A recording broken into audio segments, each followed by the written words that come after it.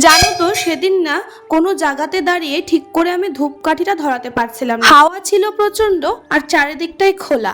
জায়গাটার পরিবেশটা এতটাই মনোরম ছিল, আমি তো প্রথমবার গেলাম, তাই আমার হয়তো বেশি ভালো লেগেছে। কোথায় এসেছে সেটাই তো বলা হয়নি।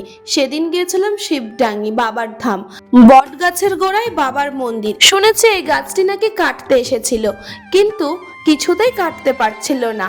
আর তারপরে স্বপ্নাদেশ পাই যে এইখানে বটগাছের গোড়ায় মাটির নিচে বাবার মন্দির রয়েছে।